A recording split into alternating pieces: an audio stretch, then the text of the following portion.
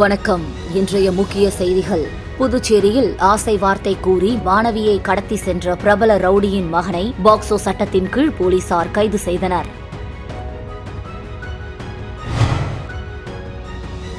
கலைஞர் மகளிர் உரிமை திட்டம் தொடங்கிய ஓராண்டில் 1.16 கோடி பெண்கள் மாதம் 1000 ரூபாய் வரை பெறுகின்றனர் என புதுச்சேரியில் நடைபெற்ற திருமண விழாவில் பங்கேற்ற தமிழக அமைச்சர் உதயநிதி ஸ்டாலின் தெரிவித்தார்.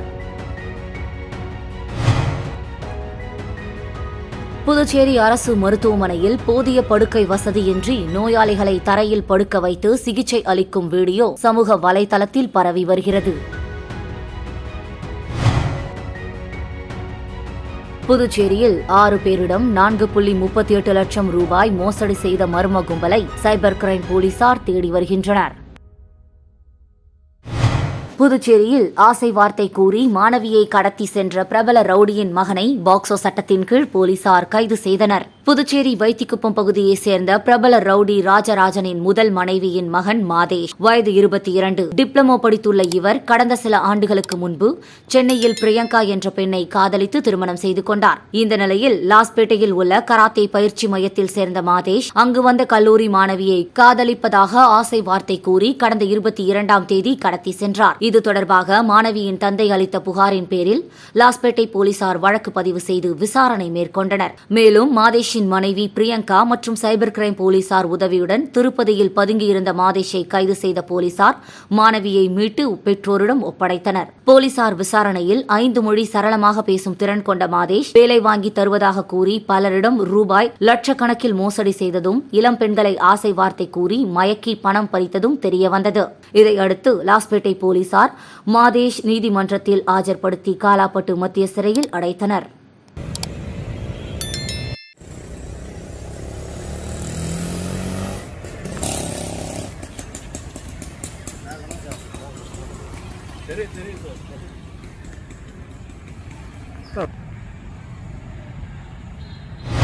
கலைஞர் மகளிர் உரிமை திட்டம் தொடங்கிய ஓராண்டில் 1.16 கோடி பெண்கள் மாதம் 1000 ரூபாய் வரை பெறுகின்றனர் என புதுச்சேரியில் நடைபெற்ற திருமண விழாவில் பங்கேற்ற தமிழக அமைச்சர் உதயநிதி ஸ்டாலின் தெரிவித்தார். புதுச்சேரியில் நடைபெற்ற திமுக நிர்வாகி திருமணத்தில் பங்கேற்ற பின் செய்தியாளர்களிடம் பேசிய தமிழக அமைச்சர் உதயநிதி ஸ்டாலின், தமிழகத்தில் மகளிர் கட்டணமில்லாமல் பேருந்தில் பயணிக்கலாம் என திட்டம் கொண்டு வந்ததன் மூலம் 3 ஆண்டுகளில் 520 கோடி முறை பயணம் நடந்துள்ளது. இதனால் மாதம் 1000 ரூபாய் வரை தமிழகத்தில் மகளிர் சேமிக்கின்றனர். பல திட்டங்களால் உயர்கல்வியில் சேருவோர் எண்ணிக்கை தமிழகத்தில் அதிகரித்து வருகிறது. காலை உணவு திட்டத்தில் 20 லட்சம் மாணவர்கள் தினமும் பயன்பெறுகின்றனர். கலைஞர் மகளிர் உரிமை திட்டம் தொடங்கிய ஓராண்டில் 1.16 கோடி பெண்கள் மாதம் 1000 ரூபாய் வரை பெறுகின்றனர். இந்தியாவிலேயே தமிழகத்தில் பணிக்கு செல்லும் பெண்கள் 42% உள்ளனர் என்றார். இந்நிகழ்வில் திராவிடர் கழக தலைவர் வீரமணி, விடுதலை சிறுத்தைகள் தலைவர் திருமாவளவன், அமைச்சர்கள் பொன்முடி, பன்னீர்செல்வம், கணேசன், புதுச்சேரி எதிர்க்கட்சித் தலைவர் சிவா உள்ளிட்ட பலர் பங்கேற்றனர். ஒரு காலத்துல மகளிர் வீட்டை விட்டு வெளில வருவதற்கு உரிமை கிடையாது, படிப்பதற்கு உரிமை கிடையாது. இன்னும் சொல்ல போனா ஆண்களுக்கு சமமாக பெண்களும் வந்திருக்கிறீங்க, உட்கார்ந்துருக்கிறீங்க. இன்னும் சொல்ல போனா இன்றைக்கு மகளிர் வெளிநாடுகளுக்கு சென்றும் படிக்கிறாங்க. ஆண்களுக்கு சமமாக சொல்ல ஆண்களை விட அதிகமாக படிக்கிறாங்க. இந்த மாற்றத்தை கொண்டு வந்ததுதான் நம்முடைய திராவிட இயக்கம், திராவிட முன்னேற்ற கழகம். மகளிருக்கு குடும்ப சொத்தில் சம உரிமை என்ற இந்தியாவிலே முதல் சட்டம் கொண்டு வருவார் நம்முடைய முத்தமிழர் டாக்டர் கலைஞர் அவர்கள். புதுச்சேரி அரசு மருத்துவமனையில் போதிய படுக்கை வசதியின்றி நோயாளிகளை தரையில் படுக்க வைத்து சிகிச்சை அளிக்கும் வீடியோ சமூக வலைதளத்தில் பரவி வருகிறது. புதுச்சேரி நகர பகுதியில் இந்திரா காந்தி அரசு பொது மருத்துவமனை உள்ளது. இங்கு புதுச்சேரி மட்டுமின்றி தமிழகத்தின் பல்வேறு மாவட்டங்களில் உள்ளவர்களும் நாள்தோறும் சிகிச்சை பெற்று செல்கின்றனர். மேலும் நோயாளிகள் அதிக அளவில் வருவதன் காரணமாக போதிய படுக்கைகள் இல்லாமல் உள்ளது. இதன் காரணமாக நோயாளிகள் அதிக அளவில் வரும்போது அவர்களை தரையில் பாய் விரித்து சிகிச்சை அளித்து வருகின்றனர். இதேபோல் படுக்கை பற்றாக்குறை காரணமாக ஒரே படுக்கையில் 2 நோயாளிகளுக்கும் சிகிச்சை அளிக்கப்பட்டு வருகிறது. இந்நிலையில் படுக்கை பற்றாக்குறை காரணமாக நோயாளிகள் தரையில் படுக்க வைத்து சிகிச்சை அளிக்கும் வீடியோ சமூக வலைதளத்தில் பரவி வருகிறது. மேலும் அரசு மருத்துவமனையில் நோயாளிகளின் நலனை கருத்தில் கொண்டு தேவையான படுக்கை வசதிகளை செய்து தர வேண்டுமென பொதுமக்கள் கோரிக்கை விடுத்துள்ளனர். புதுச்சேரியில் 6 பேரிடம் 4.38 லட்சம் ரூபாய் மோசடி செய்த மர்ம கும்பலை சைபர் கிரைம் போலீசார் தேடி வருகின்றனர். புதுச்சேரி பெருமாள் கோவில் தெருவை சேர்ந்தவர் லக்ஷ்மணன் சூர்யா மர்ம நபரின் வாட்ஸ்அப் குரூப்பில் இணைந்துள்ளார். அந்த குரூப்பில் மூலம் பங்கு சந்தையில் முதலீடு செய்தால் பணம் சம்பாதிக்கலாம் என நபர் ஒருவர் பேசியதை நம்பி மர்ம நபர் அனுப்பிய லிங்கின் வழியாக 1.88 லட்சம் ரூபாய் அனுப்பினார். பின் அந்த நபரை தொடர்பு கொள்ள முடியாமல் அவர் ஏமாந்தார். மேலும் வீமன் நகரை சேர்ந்தவர் மீனாட்சி. இவரை தொடர்பு கொண்ட நபர் டெல்லி விமான நிலையத்திலிருந்து அதிகாரி பேசுவதாகவும் உங்கள் பார்சல் வந்துள்ளது, அதற்கு அனுமதி கட்டணம் செலுத்த வேண்டும் என கூறினார். அதை நம்பி அவர் 1.75 லட்சம் ரூபாய் அனுப்பி மோசடி கும்பலிடம் அவர் ஏமாந்தார். திருக்கனூர் பகுதியைச் சேர்ந்த திருமுருகன் 21,000, கார்த்திக் ராஜா 26,000, துப்புராயப்பேட்டை பகுதியைச் சேர்ந்த பரத் 11,000 ரூபாய் அனுப்பி மோசடி கும்பலிடம் ஏமாந்துள்ளனர். பாதிக்கப்பட்ட 6 பேர் நேற்று கொடுத்த புகாரின் பேரில் சைபர் கிரைம் போலீசார் வழக்கு பதிந்து மோசடி கும்பலை தேடி வருகின்றனர். புதுச்சேரியில் 4 வயது சிறுமிக்கு பாலியல் தொந்தரவு கொடுத்த கூலி தொழிலாளிக்கு 10 ஆண்டு சிறை தண்டனை விதித்து பாக்ஸோ சிறப்பு நீதிமன்றம் தீர்ப்பளித்துள்ளது. புதுச்சேரி வில்லியனூர் மூர்த்தி நகரை சேர்ந்தவர் ஐயனார், வயது 52, கூலி தொழிலாளியான இவர் கடந்த 2018ஆம் ஆண்டு அதே பகுதியைச் சேர்ந்த 4 வயது சிறுமிக்கு பாலியல் தொந்தரவு அளித்ததாக சிறுமியின் பெற்றோர் வில்லியனூர் காவல் நிலையத்தில் புகார் அளித்தனர். இதனையடுத்து பாக்ஸோ சட்டத்தின் கீழ் ஐயனாரை கைது செய்த போலீசார் நீதிமன்றத்தில் ஆஜர்படுத்தி காலாப்பட்டு மத்திய சிறையில் அடைத்தனர். இந்த வழக்கு புதுச்சேரி பாக்ஸோ சிறப்பு நீதிமன்றத்தில் நடந்து வந்த நிலையில் இன்று இறுதி விசாரணை நடந்தது. வழக்கை விசாரித்த நீதிபதி சுமதி குற்றம் சாட்டப்பட்ட ஐயனாருக்கு 10 ஆண்டு கால கடுங்காவல் சிறை தண்டனையும் ரூபாய் 10,000 ரூபாய் அபராதமும் விதித்து தீர்ப்பளித்தார். மேலும் பாதிக்கப்பட்ட சிறுமிக்கு ரூபாய் 4 லட்சம் இழப்பீடு வழங்க புதுவை அரசுக்கு உத்தரவிட்டார். இந்த வழக்கில் அரசு வழக்கறிஞராக பச்சையப்பன் ஆஜரானார். புதுச்சேரியில் கடந்த மாதம் பெய்த கனமழை வெள்ளத்தில் அடித்து செல்லப்பட்டு உயிரிழந்த நபரின் குடும்பத்திற்கு ரூபாய் 10 லட்சம் நிவாரண நிதிக்கான காசோலையை முதல்வர் ரங்கசாமி வழங்கினார். புதுச்சேரி லாஸ்பேட்டை தொகுதிக்குட்பட்ட ஜீவானந்தபுரத்தை சேர்ந்த ஐயப்பன் என்பவர் கடந்த மாதம் பெய்த கனமழையில் வெள்ளத்தில் அடித்து செல்லப்பட்ட நிலையில் சடலமாக மீட்கப்பட்டார். இந்நிலையில் உயிரிழந்த ஐயப்பனின் குடும்பத்தினருக்கு கருணை தொகையாக முதலமைச்சர் நிவாரண நிதியிலிருந்து ரூபாய் 6 லட்சத்திற்கான காசோலையும் வருவாய் மற்றும் பேரிடர் மேலாண்மை துறையின் மூலம் வழங்கப்படும் நிவாரணத் தொகை ரூபாய் 4 லட்சத்திற்கான காசோலையையும் மொத்தம் ரூபாய் 10 லட்சத்திற்கான காசோலையை முதல்வர் ரங்கசாமி இன்று சட்டப்பேரவையில் உள்ள முதலமைச்சர் அலுவலகத்தில் நேரில் வழங்கினார். அப்போது தொகுதி சட்டமன்ற உறுப்பினர் வைத்தியநாதன் மற்றும் அதிகாரிகள் உடனிருந்தனர். 2 கோடிக்கும் மேற்பட்ட தொண்டர்களை கொண்ட ஒரு மாபெரும் இயக்கத்தின் உறுப்பினர் என்பது பெருமைக்குரிய விஷயம் என அதிமுக மாநில செயலாளர் தெரிவித்துள்ளார். புதுச்சேரி மாநில அதிமுக செயலாளர் அன்பழகன் தலைமையில் இன்று உப்பளம் தலைமை அலுவலகத்தில் புதிய கழக உறுப்பினர் உரிமை அடையாள அட்டை வழங்கும் நிகழ்ச்சி நடைபெற்றது. மாநில கழக தலைவர் அவைத்தலைவர் அன்பானந்தம், மாநில அம்மா பேரவை செயலாளர் முன்னாள் சட்டமன்ற உறுப்பினர் பாஸ்கர் ஆகியோர் முன்னிலை வகித்தனர். மாநில செயலாளர் அன்பழகன் கழக உறுப்பினர்களுக்கு உரிமை அடையாள அட்டையை வழங்கினார். தொடர்ந்து பேசிய அன்பழகன், இந்த உறுப்பினர் அட்டை என்பது ஒவ்வொரு கழக தொண்டருக்கும் கழகத்தின் அடையாளமாகும். உறுப்பினர் அட்டையை நாம் நமது பாக்கெட்டில் எப்பொழுதும் வைத்திருப்பது பெருமைக்குரிய விஷயமாகும். நம்மோடு நம் கழகத்தின் உறுப்பினர் அட்டை எப்போதும் இருப்பது மனதளவில் ஒரு சந்தோஷத்தையும் ஒரு பலத்தையும் கொடுக்கும் என்றார்.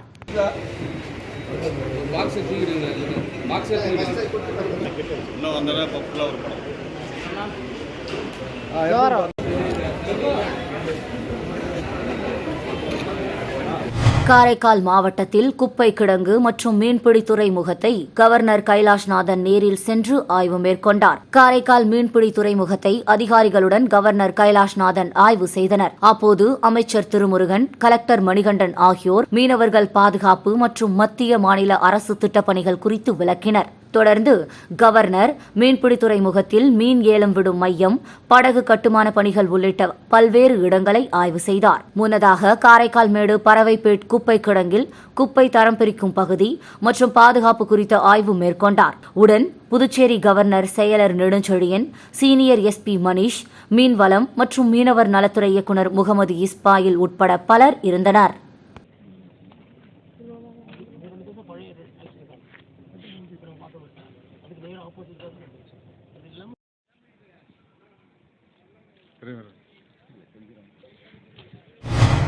மக்கள் தலைவர் ஜி.கே. மூப்பனாரின் நினைவு தினத்தையொட்டி மரப்பாலம் சந்திப்பில் உள்ள அவரது சிலைக்கு சபாநாயகர் செல்வம், அமைச்சர்கள், சட்டமன்ற உறுப்பினர்கள் ஆகியோர் மாலை அணிவித்து மரியாதை செலுத்தினார்கள். மக்கள் தலைவர் ஜி.கே. மூப்பனாரின் நினைவு நாள் புதுச்சேரி அரசு சார்பில் இன்று அனுசரிக்கப்பட்டது. இதனையொட்டி முதலியார்பேட்டை மரப்பாலம் சந்திப்பில் அமைந்துள்ள அவரது திருவுருவ சிலைக்கு சட்டப்பேரவைத் தலைவர் செல்வம், பொதுப்பணித்துறை அமைச்சர் லட்சுமி நாராயணன், ஆதி திராவிட நலத்துறை அமைச்சர் சாய் ஜே. சரவணன்குமார், அரசு கொறடா ஏ.கே.டி. ஆறுமுகம் மற்றும் சட்டமன்ற உறுப்பினர்கள் பாஸ்கர் என்கிற தட்சிணாமூர்த்தி, லட்சுமிகாந்தன் ஆகியோர் மலர் தூவி மரியாதை செலுத்தினர். பின்னர் சதுக்கத்தின் கீழ் அலங்கரித்து வைக்கப்பட்டிருந்த மக்கள் தலைவர் ஜி.கே. மூப்பனாரின் திருவுருவ படத்திற்கும் மலர் தூவி மரியாதை செலுத்தப்பட்டது. காரைக்கால் மைய பகுதியில் அமைந்துள்ள பழமை வாய்ந்த ஸ்ரீ கோதண்டராமர் ஆலய கும்பாபிஷேக விழாவில் ஏராளமான பக்தர்கள் கலந்து கொண்டு சுவாமி தரிசனம் செய்தனர். காரைக்கால் மாவட்டத்தின் மைய பகுதியில் அமைந்துள்ள பழமை வாய்ந்த ஸ்ரீ கோதண்டராமர் ஆலயத்திற்கு கும்பாபிஷேக விழா கடந்த 28ஆம் தேதி காலை விக்னேஸ்வர பூஜையும் முதல் கால யாகசாலை பூஜையுடன் துவங்கியது. முக்கிய நிகழ்வான இன்று 4ஆம் கால யாகசாலை பூஜை முடிவுற்று மகா பூர்ணாகிதி நடைபெற்றது. தொடர்ந்து மங்கள வாத்தியங்கள் முழங்க பட்டாச்சாரியர்கள் புனித நீர் அடங்கிய கலசங்களை சுமந்து ஆலயத்தை வலம் வந்து வேத மந்திரங்கள் முழங்க ஆலய விமானங்கள் மற்றும் மூலவர்களுக்கு புனித நீர் ஊற்றப்பட்டு கும்பாபிஷேகம் நடைபெற்றது. அதனைத் தொடர்ந்து மூலவர் கோதண்டராமருக்கு மகா அபிஷேகம் நடைபெற்று அதனைத் தொடர்ந்து மகா தீபாராதனை காண்பிக்கப்பட்டது. கும்பாபிஷேக விழாவில் அமைச்சர் திருமுருகன் உட்பட ஆயிரக்கணக்கான பக்தர்கள் கலந்து கொண்டு சுவாமி தரிசனம் செய்தனர்.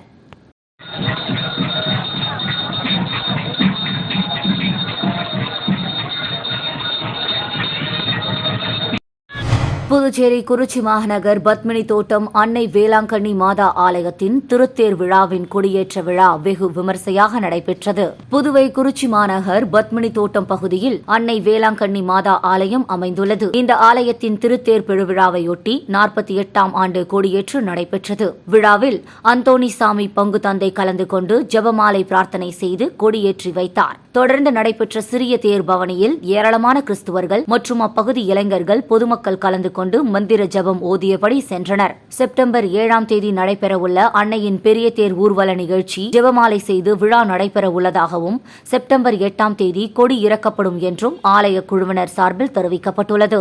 மேலும் விழாவிற்கான ஏற்பாடுகளை ஆலயம் சார்பில் பல்வேறு கிறிஸ்துவர்கள் செய்து வருகின்றனர்.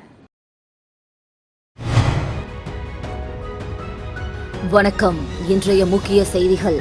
புதுச்சேரியில் ஆசை வார்த்தை கூறி மாணவியை கடத்தி சென்ற பிரபல ரவுடியின் மகனை பாக்சோ சட்டத்தின் கீழ் போலீசார் கைது செய்தனர்.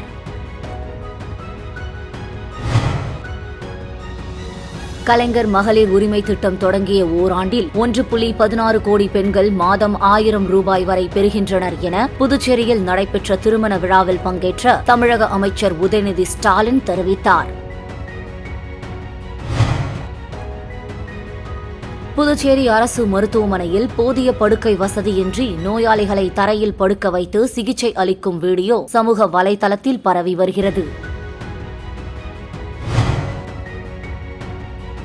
புதுச்சேரியில் 6 பேரிடம் 4.38 லட்சம் ரூபாய் மோசடி செய்த மர்ம கும்பலை சைபர் கிரைம் போலீசார் தேடி வருகின்றனர். செய்திகளை துல்லியமாக தெரிந்து கொள்ள கிரியேட்டிவ் மீடியா நியூஸ் யூடியூப் சேனலை சப்ஸ்கிரைப் செய்து கொள்ளுங்கள். வணக்கம்.